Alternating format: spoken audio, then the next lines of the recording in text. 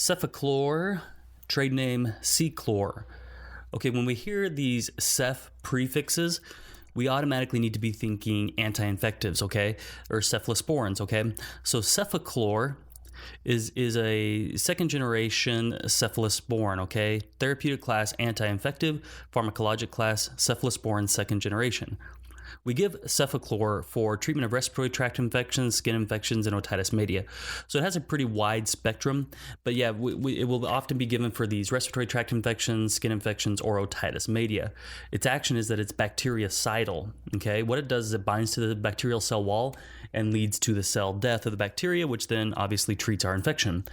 Nursing considerations are that we need to understand with these cephalosporins that they are contraindicated with any sort of cephalosporin allergy, of course, and possibly penicillin allergy. So what will happen a lot of times before we give these cephalosporins is we'll ask our patient, have you ever had a reaction to a cephalosporin or penicillin?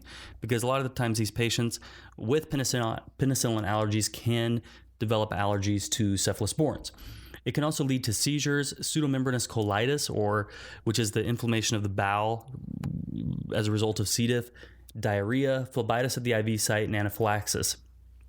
So our patients who are getting these antibiotics and things, we really need to be looking at the IV site because they can really quickly lead to phlebitis, okay? So we want to be monitoring our IV sites, especially if we have it covered. We want to be able to look at it every shift or every few hours and make sure that we're not developing this phlebitis. It can also lead to anaphylaxis, so we want to be monitoring for any sort of skin reactions or anything like that.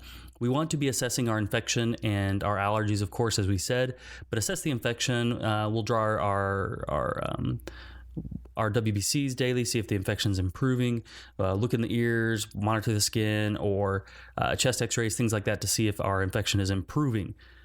We want to obtain cultures prior to therapy. The reason we do this is because if we give our antibiotic prior to checking cultures, then we might start treating this infection before we even see what it is exactly or how it's actually working. So once we determine that the patient may have some sort of infection, we want to draw blood cultures, and then that will help us identify exactly what's going on prior to starting them on the cephalosporin, okay? We're going to want to monitor bowel function. Like we said, this can lead to pseudomembranous colitis, C. diff, and we want to monitor for any sort of superinfection. So if we give this medication that's not taken as it should, or the bacteria is incredibly strong or resistant, then it can actually lead to superinfection, which means that we become resistant to these cephalosporins, okay? And the bacteria actually becomes stronger than the cephalosporin and continues to propagate and everything. So what we really need to keep in mind, biggest things with cephalosporins are they're going to have the Ceph prefix, and we want to monitor for any sort of penicillin allergies. Anaphylaxis, phlebitis are big things to keep in mind, and making sure the patient takes it as suggested and as prescribed, okay?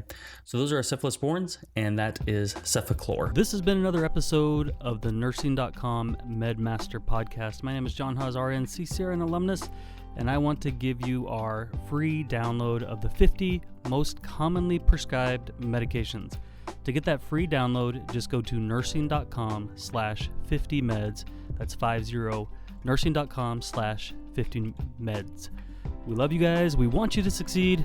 That's why we provide clear, concise, and visual supplement for nursing school and the clinical floor. We love you guys. Go out and be your best selves. Happy nursing.